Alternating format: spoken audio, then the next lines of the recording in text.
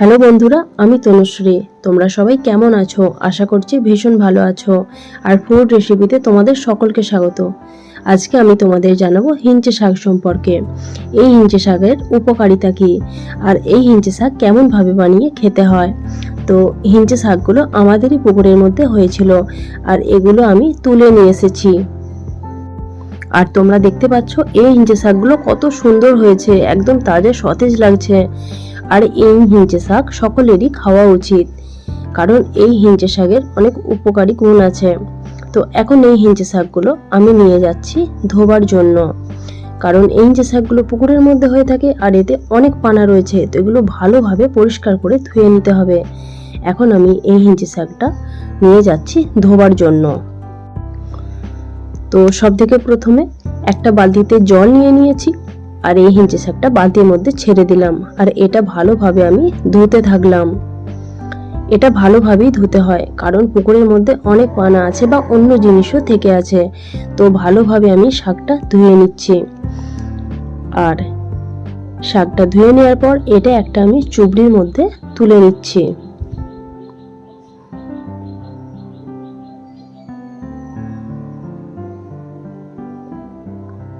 তো তুলে নিলাম একটা চুবড়ির মধ্যে। আর তোমরা দেখতে পাচ্ছ এই বালতিটার জলের মধ্যে কত নোংরা আছে আর কত পানা দেখা যাচ্ছে। তো এই জলটা আমি ফেলে দিচ্ছি।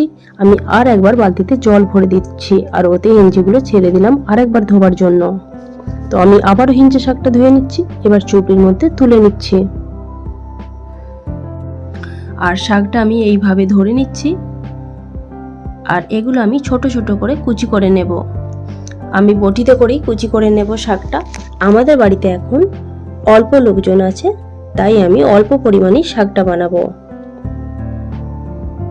তো শাকটা তোমরা দেখতে পাচ্ছ আমি কিরকম ছোট সাইজের করে কাটছি।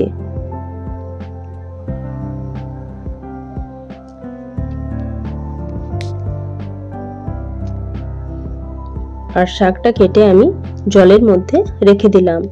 আর একবার আমি অল্প পরিমাণ শাক নিয়ে এইভাবে কুচি কুচি করে কেটে নিচ্ছি। এই শাকটাও কেটে নিয়ে আমি জলের উপর রেখে দিচ্ছি। আর এই বালতির জলের মধ্যে শাকটা আমি বেশ ভালোভাবে ধুয়ে নিচ্ছি। আর শাকটা আমার এখন ধোয়া হয়ে গেল। তো আমি একটা চুবড়ির মধ্যে চাকতি দিলাম, আর উনান ধরালাম আর কড়া চাপালাম। আর এই শাকটা আমি বানাবো ফ্যান দিয়ে। আর ফ্যানটা ঢেলে দেওয়ার পর আমি শাকটা দিলাম, আর তাতে পরিমাণ মতো নুন দিয়ে দিলাম। আর এখন একটা থালা দিয়ে আমি কড়াইটা ঢেকে দিলাম। এটা সিদ্ধ হতে দিলাম 10 মিনিটের মতো। আর এখন ঢাকনাটা খুলে দেখছি যে শাকটা কতটা সিদ্ধ হলো। তো খুন্তি দিয়ে আমি একবার নেড়ে নিচ্ছি। আর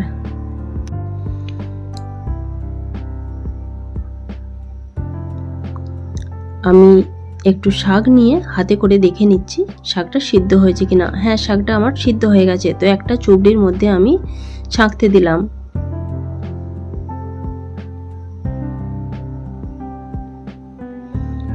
আর এখন এই শাকটা আমি তৈরি করে নেব। তো এটার জন্য নিয়েছি তেল, সর্ষের তেল নিয়েছি, আর নিয়েছি নুন, আর নিয়েছি একটা গোটা আলু।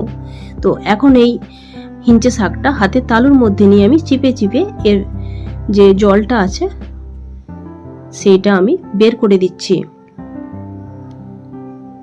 তো এখন আমি এই হিঞ্চে শাকটা তৈরি করে নিচ্ছি। আর এর মধ্যে আলুটা দিয়েও আমি শাক আর আলু দুটো একসাথে তৈরি করে নিচ্ছি।